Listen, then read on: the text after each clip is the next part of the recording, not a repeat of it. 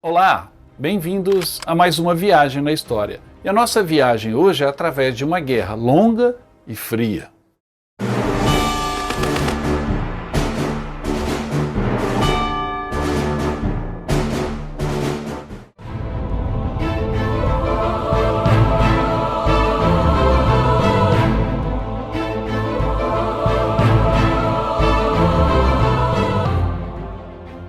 Antes de começar a contar a história da Guerra Fria através de 12 filmes, não se esqueça de dar o like nesse programa, deixar seu comentário final e se inscrever no canal. A Guerra Fria foi um movimento constante, longo e que quase provocou o fim do mundo.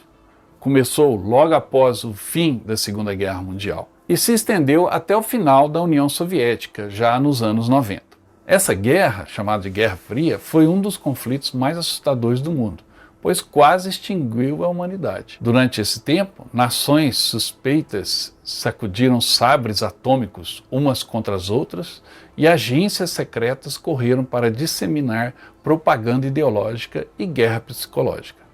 Mas na maior parte, a única coisa que conseguiram foi que gastassem bilhões diante da ameaça da aniquilação. Obviamente, o cinema, que é uma das maiores manifestações culturais do homem, não poderia deixar de abordar essa Guerra Fria. Portanto, hoje eu selecionei 12 filmes muito bons relacionados com a Guerra Fria e o mais abrangente possível nesses anos que duraram o conflito. Embora ela tenha começado logo após o final da Segunda Guerra Mundial, já com o bloqueio da Berlim Ocidental pelos soviéticos e depois seguido pela Guerra da Coreia, onde houve realmente um enfrentamento entre capitalistas democráticos e comunistas na Coreia do Norte e na Coreia do Sul, o cinema demorou um pouquinho para abordar essa Guerra Fria. Alguns filmes foram produzidos nos anos 50, especificamente sobre a Guerra da Coreia, mas ainda naquele tom ufanista, eufórico da Segunda Guerra Mundial. Os primeiros filmes críticos mesmo a respeito da Guerra Fria começam a aparecer nos anos 60. O primeiro desses filmes é Fail-Safe, ou Falha de Segurança, um filme preto e branco com muita tensão. O filme, produzido em 1964, mostra uma série de erros humanos e de computadores que enviam um esquadrão de bombardeiros americanos para bombardear Moscou, por engano. O presidente americano, para convencer os soviéticos de que isso é um erro, ordena ao Comando Aéreo Estratégico que ajude os soviéticos a deter os aviões. A partir daí, a tensão está ao longo de toda a projeção do filme. A linha direta com Moscou toca e o premier soviético atende ao ouvir o presidente americano explicando que 3 bombardeiros estão a caminho para destruir Moscou, escuta o presidente dizer a eles: mas foi um acidente, nós não queríamos mandá-los, foi uma falha de segurança. Está feita a tensão nesse clássico da era da Guerra Fria, que certamente irá fazer você pensar se a história poderia ser possível. Fail-Safe captura bem a atenção daqueles dias que se seguiram à crise dos mísseis de Cuba. E mais uma vez o cinema mostra um documento sobre aquela época, porque ao falar de uma hipotética guerra, estão falando muito sobre aquele momento tenso pelo qual a relação entre americanos e soviéticos passava. E essa mesma relação tensa é tratada no próximo filme da nossa lista, Doutor Fantástico, que é dirigido por Stanley Kubrick e faz uma sátira de humor negro em cima da tensão nuclear daqueles anos. No filme, o general paranoico Hipper, da base aérea de Pearl Pelson, acreditando que a fluoretação do abastecimento de água americana é uma conspiração soviética para envenenar a população dos Estados Unidos, implanta, através de um mecanismo, um ataque nuclear à União Soviética sem o conhecimento de seus superiores, incluindo o presidente e o Estado-Maior. Apenas Hipper conhece o código para retirar os bombardeiros B-52, só que ele cortou toda a comunicação dentro e fora da base, como uma medida para proteger esse ataque. Feita em uma época em que pensar em guerra nuclear era uma ideia aterrorizante, o filme pega essa ideia e a inverte, nos fazendo rir dela. E este é um recurso muito usado no cinema, usar o medo para cativar o espectador, fazendo-o rir desse próprio medo. Isso o Doutor Fantástico faz muito bem, mas também virou um documento de uma época em que o terror nuclear era constante.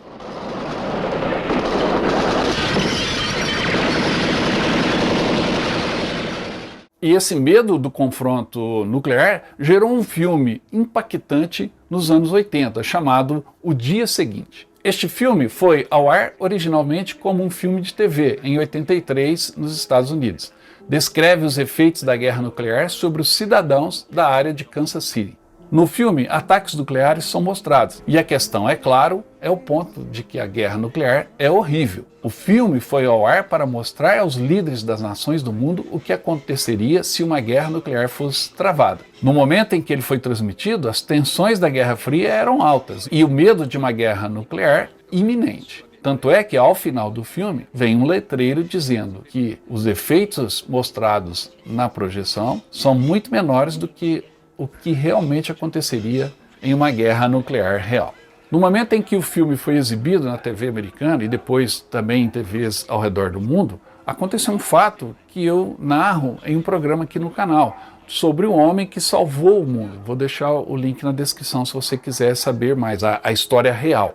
E esse trauma de que o mundo ficou à beira de um desastre nuclear certamente inspirou os produtores dessa produção americana e também causou esse interesse e um impacto muito forte na década de 80, quando ela foi lançada. Vale a pena conferir.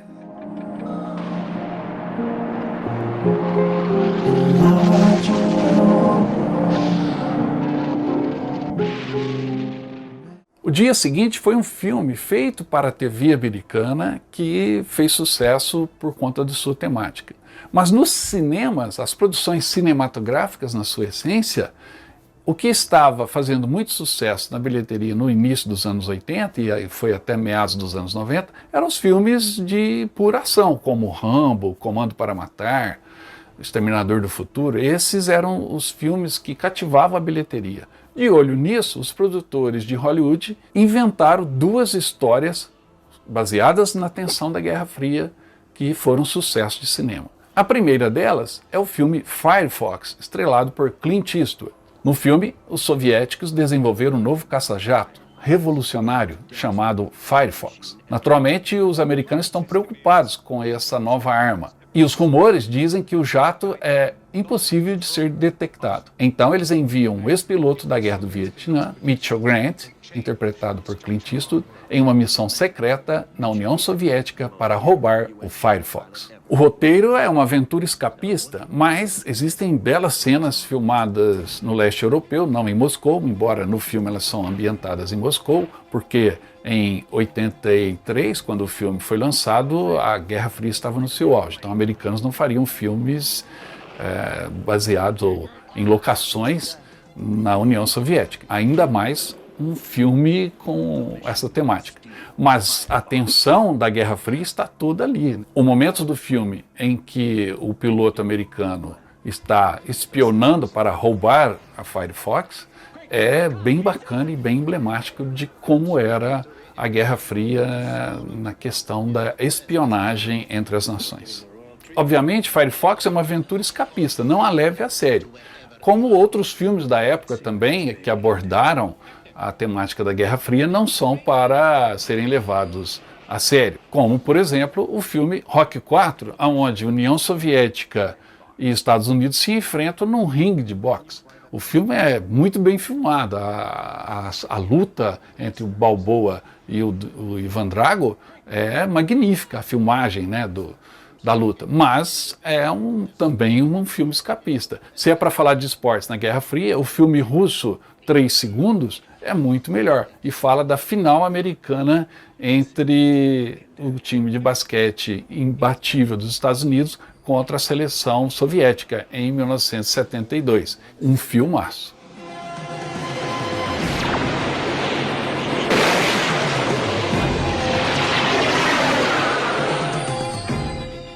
Já no filme Head Down, Amanhecer Violento, lançado um ano depois, a Guerra Fria se torna quente numa invasão soviética, cubana e nicaragüense ao território norte-americano. No filme, do céu vêm tropas soviéticas que começam a pousar no campo de futebol de uma escola do Colorado. Em poucos segundos, os paraquedistas russos atacam a escola, fazendo um grupo de adolescentes fugirem para as montanhas. Armados apenas com rifles de caça, pistolas, arcos e flechas, os adolescentes lutam para sobreviver ao inverno rigoroso e às patrulhas soviéticas da KGB que os procuram. Eventualmente surgem problemas quando eles matam um grupo de soldados soviéticos em uma emboscada. Em breve, eles travarão sua própria guerra de guerrilhas contra as tropas invasoras soviéticas, sob a bandeira dos Wolverines. O roteiro, obviamente, parece o mais absurdo possível. Uma invasão soviética aos Estados Unidos jamais esteve no planejamento do leste europeu, da Cortina de Ferro.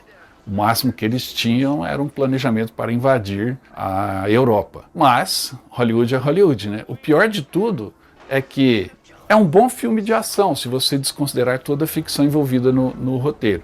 Pouco tempo depois, em pleno século XXI, Hollywood resolveu fazer uma refilmagem do filme Red Dawn, lançando uma versão atualizada. Dessa vez, quem invade os Estados Unidos são os norte-coreanos. Vê se pode.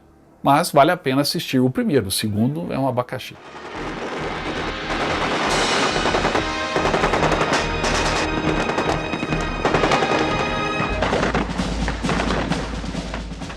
Mas no ano 2000, o cinema americano produziu um filme sério, decente, sobre a Guerra Fria, chamado 13 Dias, que foi o momento culminante, na minha opinião, o momento mais tenso de toda a Guerra Fria, durante a crise dos mísseis de Cuba.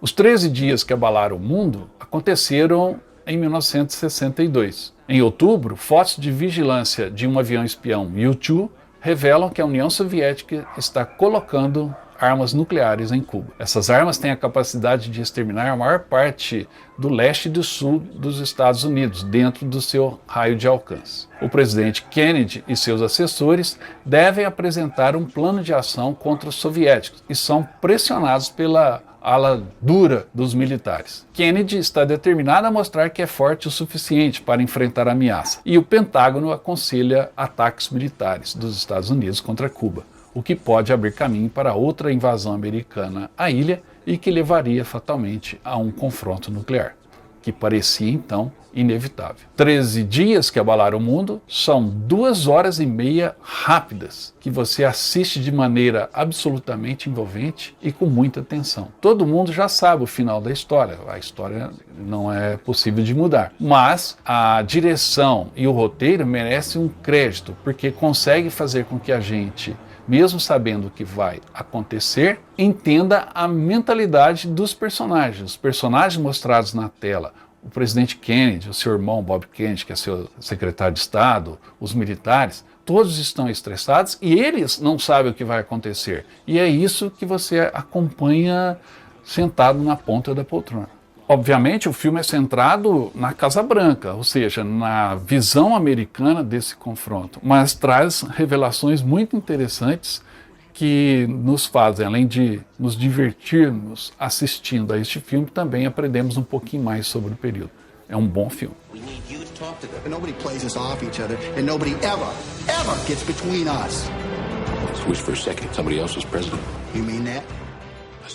Durante a crise dos mísseis de Cuba, o maior perigo que ocorreu foi o de um submarino soviético que estava no mar de Cuba, armado com um torpedo atômico que poderia lançar sobre qualquer navio americano que fazia o bloqueio. Essa história eu conto mais a fundo no programa que eu já citei, sobre quando o mundo esteve à beira da Terceira Guerra Mundial. Dei uma olhada. Portanto, os submarinos armados com torpedos e também com mísseis balísticos atômicos eram, naquela época, a maior ameaça de uma guerra fria esquentar.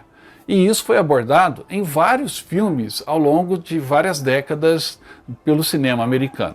O melhor deles é o Caçada ao Outubro Vermelho. Em novembro de 1984, no auge da Guerra Fria, a União Soviética cria um novo submarino nuclear que funciona silenciosamente devido a um sistema de propulsão revolucionário. O capitão do submarino russo, Mark Ramius, interpretado por Sean Connery, tem como objetivo levar esse submarino secreto soviético para os Estados Unidos, tentando evitar que os russos o usem para iniciar uma guerra nuclear contra a América. Depois de alguns dias no mar, o submarino desaparece do radar e os russos frenéticos dizem ao governo americano que Hamill levou o submarino ao continente para lançar um ataque com mísseis após se rebelar. Baseado no livro de Tom Clancy, o filme captura bem a tensão do livro e a interpretação, principalmente de Sean Connery, mas de todo o elenco, é magistral. Vale a pena conferir Caçada ao Outubro Vermelho. E se você gosta dessa temática, existem outros filmes muito bons sobre o assunto. Esses filmes são muito bem produzidos, como o K-19, o The Widowmaker, estrelado por Harrison Ford, ou Maré Vermelha, que é estrelado por Jenny Hackman e Denzel Washington. Outro filme muito bom com essa temática é Phantom, estrelado por Ed Harris. E existe também o clássico dos anos 60, The Bedford Incident, estrelado por Richard Widmark, também um bom filme. From the best-selling novel by Tom Clancy, from the director of Die Hard. Give this man a chance. My orders are specific. Battle stations. Se a disputa da Guerra Fria permanece até hoje submersa nos oceanos, com os submarinos nucleares tanto russos quanto americanos e agora chineses, indianos, paquistaneses, enfim, existe uma gama de submarinos nucleares nos oceanos ao redor do globo. Um outro ponto de disputa foi a corrida espacial. E nesse quesito, os filmes soviéticos, na minha opinião, são melhores que os americanos. E por isso, para representar essa disputa espacial da Guerra Fria, eu selecionei o filme Gagarin. A história de Yuri Gagarin, a primeira pessoa no espaço, é contada desde o princípio, ao se concentrar em seu voo histórico intercalado com flashbacks de sua juventude, treinamento na Força Aérea, treinamento de cosmonautas, seus relacionamentos e a vida familiar. O filme é muito bem feito. Os efeitos especiais para a viagem de Gagarin ao espaço e de volta são excelentes. A história do voo também é bem contada e o diretor cria uma tensão em relação à sua segurança, mesmo antes de ir para o espaço. Gagarin te prende do começo ao fim. É uma história que cativou o mundo naquela época e que continua cativando até hoje. Não é à toa que Gagarin é o maior herói da União Soviética, superando qualquer um dos heróis da Segunda Guerra Mundial. Mas também existem outras produções russas, feitas recentemente, que vão além da viagem de Gagarin ao espaço, abordando outros momentos da conquista espacial. Filmes como Soyuz-7, que conta um acidente com uma nave de exploração espacial soviética, e também Spacewalker, sobre o primeiro homem a caminhar no espaço, uma história bacana, também é mostrado num belo filme russo. Mas o cinema americano, obviamente, não poderia deixar de fora essa corrida espacial. Filmes como Apollo 13, estrelado por Tom Hanks, ou Os Eleitos, que conta a história dos primeiros homens astronautas do projeto espacial americano. Ou o filme O Céu de Outubro, um belo drama estrelado por Jake Gyllenhaal, que conta a história do impacto do Sputnik na vida de uma pessoa comum, no caso um jovem, lá nos Estados Unidos. É um filme que mostra o alcance da corrida espacial no desenvolvimento da humanidade. Outro filme interessante é O Primeiro Homem, ou seja, o primeiro homem na Lua, Neil Armstrong. E é também interessante compará-lo com o primeiro homem no espaço, Gagarin.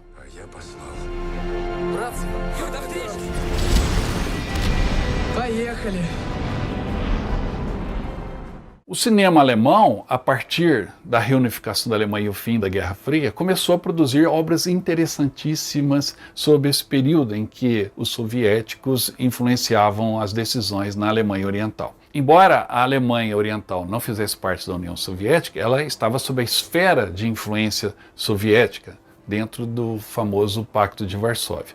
E os alemães levaram isso muito a sério, o que é mostrado nos 3 próximos filmes. O primeiro deles, A Vida dos Outros. O filme alemão A Vida dos Outros conta a história de Gerd Wissler, que é um oficial da Stasi, a polícia secreta da Alemanha Oriental. Na história, Wissler tem que espionar, seguir de perto a vida de Georg Dreymann, um artista tido como subversivo. E quanto mais tempo ele passa seguindo e principalmente escutando tudo o que acontece na casa de Dreymann, mais ele se envolve com a vida do escritor, de sua esposa e dos seus amigos. O rígido oficial da Stasi começa então a intervir em suas atividades de forma positiva, protegendo-os sempre que possível. Esse filme, vencedor do Oscar de melhor filme estrangeiro, é excelente, altamente recomendável. A Vida dos Outros te mergulha na vida dos outros, alemães orientais, durante o regime comunista. Imperdível.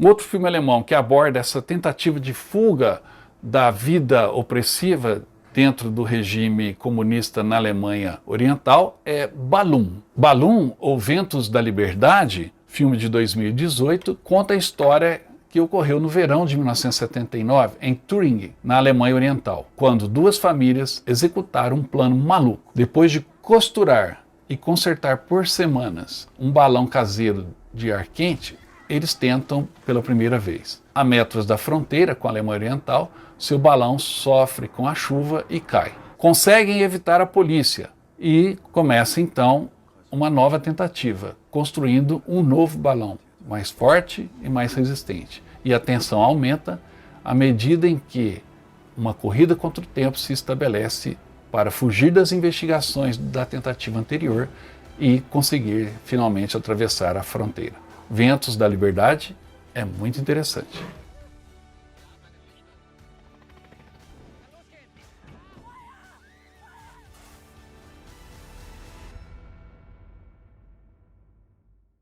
Mais interessante ainda, e um dos melhores filmes dessa lista, é Adeus Lenin. O filme de 2003 é ambientado na Alemanha Oriental no final do regime comunista, em 1989. Um jovem protesta contra o regime pedindo liberdade. Sua mãe vê a polícia prendê-lo e sofre um ataque cardíaco, entrando em coma. Alguns meses depois, a Alemanha Oriental já não existe mais, foi unificada, e a sua mãe acorda nesse novo mundo. Só que ela era uma comunista ferrenha. E o médico diz que se houver um choque, ela pode vir a falecer. Então ela tem que ser mantida totalmente alienada do que ocorreu no período em que esteve em coma, para evitar um choque muito duro.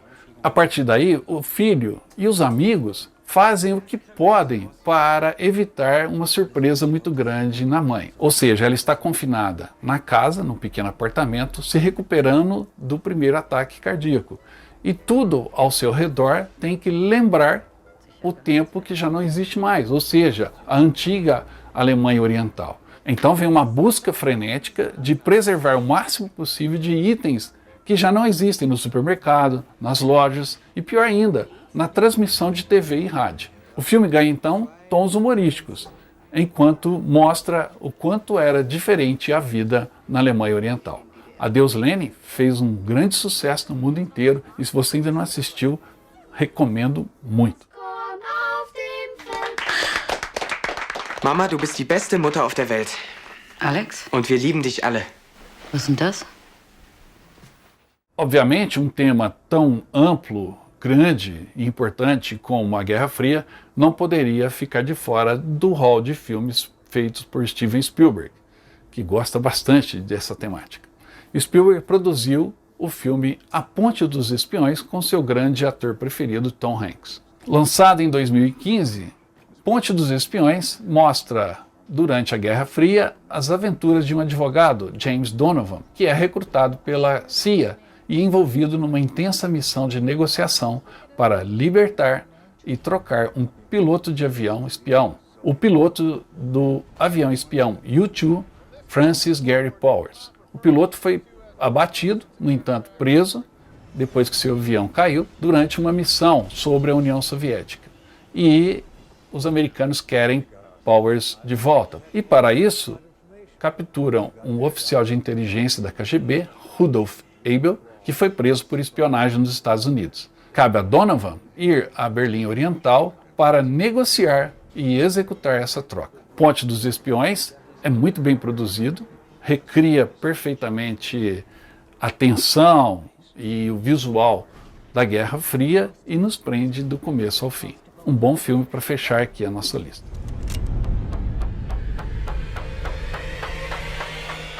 Espero que tenham gostado. Existem outros filmes sobre a Guerra Fria, todos têm o seu valor, porque é um período que realmente merece a atenção de todos nós. Não se esqueça de dar um like no programa, deixar o seu comentário e principalmente se inscrever no canal.